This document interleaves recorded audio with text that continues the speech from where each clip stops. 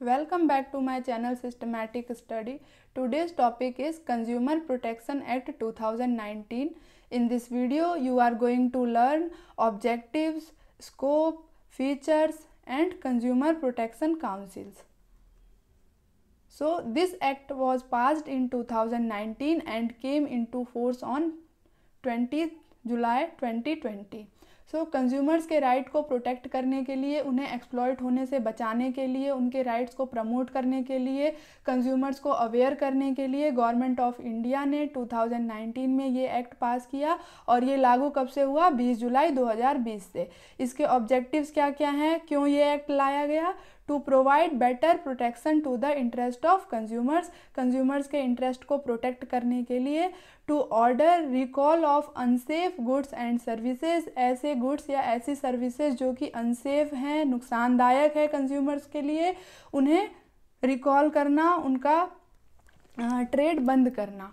To order discontinuance of unfair trade practices and misleading advertisements, इन चीज़ों को रोकना, अनफेयर ट्रेड प्रैक्टिसेस को रोकना और मिसलीडिंग एडवर्टीजमेंट्स को रोकना. To provide a simple, speedy and inexpensive machinery for redressal of consumers grievances, तो कंज्यूमर्स की कंप्लेंट्स को सॉल्व करने के लिए, उनके ग्रीवेंसेस को रिजोल्यूट करने के लिए एक सिंपल, स्पीडी और इनएक्सपेंसिव मशीनरी प्रोवाइड करना, ताकि कंज्यूमर्स के साथ जब फ्रॉड हो, चीटिंग हो तो वो कंप्लेन कर पाए.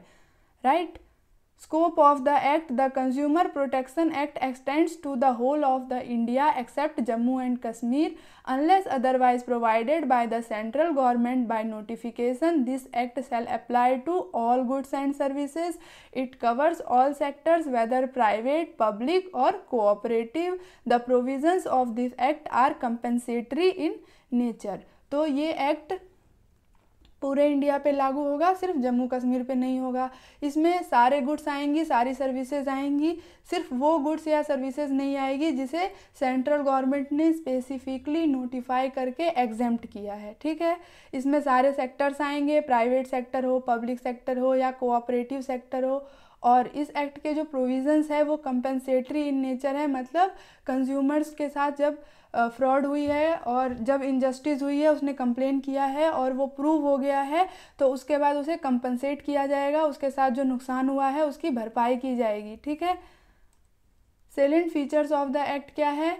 It applies to all goods, services and unfair trade practices unless specifically exempted by the central government. जब तक सेंट्रल गवर्नमेंट स्पेसिफिकली नोटिफाई करके किसी गुड को, किसी सर्विस को या किसी ट्रेड प्रैक्टिस को इसमें से एग्जेम्प्ट नहीं करती है, तब तक ये सभी चीज़ों पे लागू होगा. The term goods covers all types of movable property. Movable property मतलब जिसे हम एक जगह से दूसरी जगह पर ला ले जा सकते हैं. इसमें लैंड नहीं आता और इसमें क्या नहीं आता? बिल्डिंग्स नहीं आती. Other than money and includes stocks and shares, growing crops, ये सारी चीज़ें आती है. The term service means service of any description made available to potential users and includes banking, financing, housing construction, insurance, entertainment, transport. It also includes the services of doctors, lawyers, engineers. ठीक है.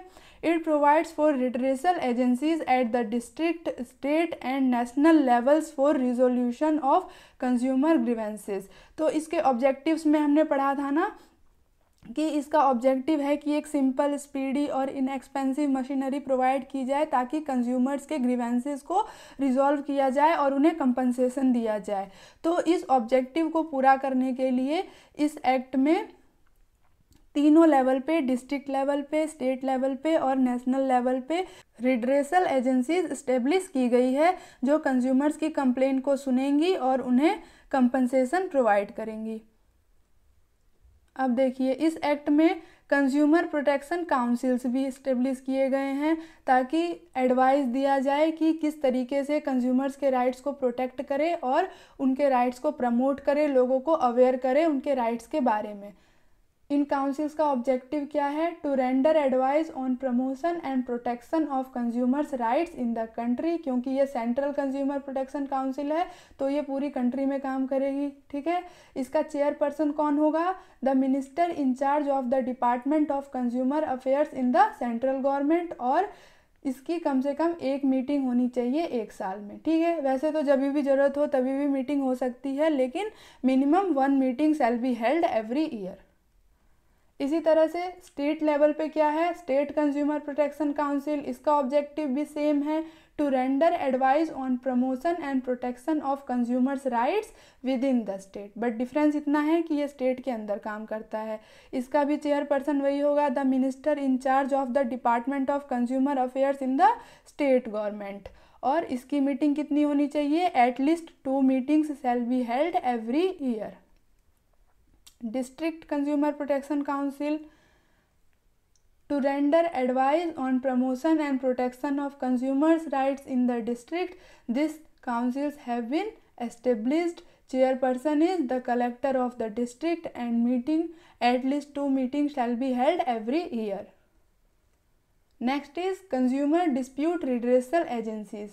So under this act there is a proper method which has to be followed by a consumer to file his complaint. Where to file a complaint depends upon the cost of the goods or services or the compensation.